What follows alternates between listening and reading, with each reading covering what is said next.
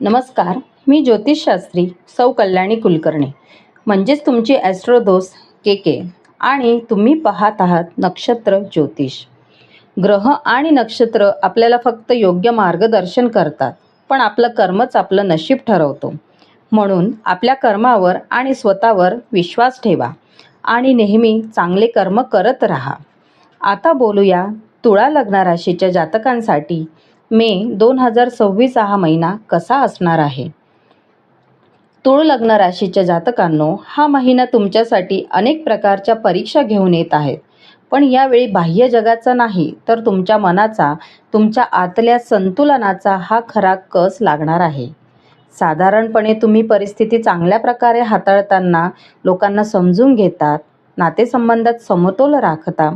पण या महिन्यात काही असे क्षण येतील जेथे तुम्हालाच प्रश्न पडेल, मी अजून समजूत काढू का, की आता ठाम भूमिका घ्यायची वेळ आली आहे. कारण प्रत्येक गोष्ट संतुलित ठेवता येत नाही. कधी ना कधी कोणीतरी जिंकतो आणि कोणीतरी हारतो. आणि हाच या महिन्याचा मुख्य धडा आहे. योग्य ठिकाणी ठाम उभं राहणं. महिन्याच्या सुरुवातीला सगळं स्थिर वाटेल, काम सुरळीत सुरू असेल, जबाबदाऱ्या नीट सांभाळत असाल, पण आतून एक हलकासा ताण जाणवेल. सगळं परफेक्ट ठेवायचं आहे, कोणाशीही वाद नको, कुणालाही नाही म्हणायचं नाही. यामुळे तुम्ही नकळत लोकांना खुश ठेवण्याच्या सवयीमध्ये अडकू शकतात. पण मग काही अशा परिस्थिती निर्माण होतील जिथे तुम्हाला नाही म्हणणं भाग पडेल. हे बरोबर नाही, मी हे करणार नाही, तुम्ही चुकीचे आहात. अशा प्रकारे तुम्ही तुमची भूमिका स्पष्टपणे मांडताना दिसाल आणि हे आवश्यकही आहे. विशेषतः नोकरी करणाऱ्यांसाठी, कॉर्पोरेट क्षेत्रात काम करणाऱ्यांसाठी, जिथे अनेक लोकांवर तुमचं काम अवलंबून असतं, तिथे तुम्हाला काही ठळक निर्णय घ्यावे लागतील. या काळात विश्वासाशी संबंधित काही प्रश्नही निर्माण होतील. सहकाऱ्यांबरोबर किंवा व्यावसायिक भागीदारांबरोबर. जर तुम्ही व्यवसाय करत असाल किंवा स्वतःचा काही कामधंदा करत असाल, तर या महिन्यात मोठे आणि जोखमीचे निर्णय टाळा. काही संधी आकर्षक वाटतील, लोक तुम्हाला प्रोत्साहन देतील, पण भावनेच्या भरात घेतलेले निर्णय नंतर पश्चाताप देऊ शकतात. म्हणून गुंतवणुकीबाबतीत हे विशेष काळजी घ्या. महिन्याच्या मध्यापासून परिस्थिती बदल दिसेल. तुम्हाला वाटेल की आता आपलं मत स्पष्टपणे मांडायला हवं आणि तुम्ही टाळत होतात, पण आता समोर जाऊन बोलण्याची वेळ येईल. हा बदल तुमच्यासाठी सकारात्मक आहे. फक्त बोलण्याची वेळ आणि पद्धत योग्य ठेवा. आर्थिक दृष्टिकोनातून पाहिलं तर हा महिना चांगला आहे. तुमच्या मेहनतीनुसार उत्पन्न मिळेल. बचतही शक्य आहे. मध्ये थोडेफार अडथळे येऊ शकतात, पण एकूण आर्थिक स्थिती स्थिर राहील. आता थोडक्यात खास मुद्दे पाहूया. आरोग्य. या महिन्यात विशेषतः स्त्रियांनी आपल्या आरोग्याकडे जास्त लक्ष द्यावं. उष्णतेशी संबंधित त्रास होऊ शकतो, त्यामुळे पाण्याचं प्रमाण वाढवा. दुपारच्या वेळेस शक्य असल्यास उन्हात जाणं टाळा.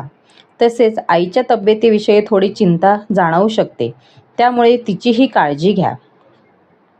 आर्थिक स्थिती. या महिन्यात आर्थिक स्थिती चांगली राहील. विशेषतः महिन्याच्या पूर्वार्धात पार्टनरशिपमधून आर्थिक लाभ होण्याची शक्यता आहे. तुमच्या प्रयत्नांना योग्य फळ मिळताना दिसेल. करिअर व व्यवसाय.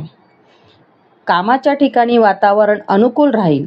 11 मेपर्यंत मंगळाची स्थिती तुमच्या बाजूनी असल्यामुळे शत्रूंवर विजय मिळवता येईल. व्यवसायात अनपेक्षित स्रोताकडून लाभ मिळण्याची शक्यता आहे, त्यामुळे संधी ओळखून निर्णय घ्या. कौटुंबिक सौख्य. घरगुती वातावरणात काही वाद निर्माण होण्याची शक्यता आहे. ते टाळण्यासाठी संयम आणि समजूतदारपणा आवश्यक आहे. वैवाहिक जीवनात अहंकार बाजूला ठेवून समतोल राखणं गरजेचं आहे, अन्यथा तणाव वाढू शकतो. नातेसंबंधाच्या बाबतीत हा महिना थोडा मिश्र परिणाम देणारा आहे. तुम्हाला शांतता आणि समतोल हवा आहे, पण प्रत्येक वेळी तडजोड करणं तुम्हाला आतून त्रास देऊ शकतं.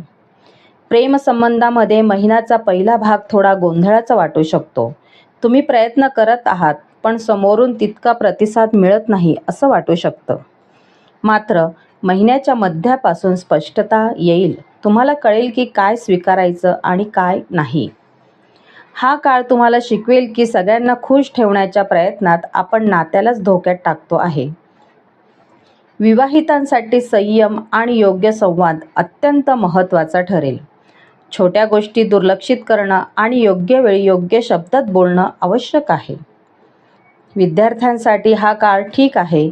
लक्ष केंद्रित राहील, पण विचलनही येऊ शकतात. जर दिनचर्या मजबूत ठेवली तर निकाल स्थिर राहतील. या महिन्याचा सार एकच आहे.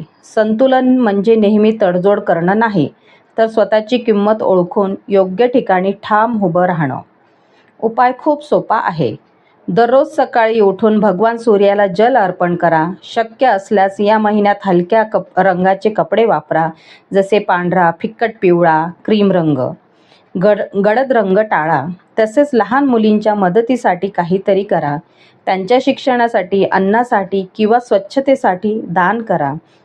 यामुळे तुमची शुक्र ऊर्जा संतुलित होईल आणि निर्णय क्षमता अधिक स्पष्ट होईल. आणि अशाच राशी भविष्य, ज्योतिष उपाय, करिअर मार्गदर्शन आणि जीवनातील महत्त्वाच्या अपडेटसाठी नक्षत्र ज्योतिष चॅनलला आत्ताच सबस्क्राईब करा. व्हिडिओला लाईक करा आणि तुमच्या मित्रांसोबत शेअर करायला विसरू नका. तुमचं एक सबस्क्रिप्शन, तुमचं एक लाईक आमच्यासाठी प्रेरणा आहे. पुन्हा भेटूया अशाच एका नव्या व्हिडिओमध्ये. धन्यवाद.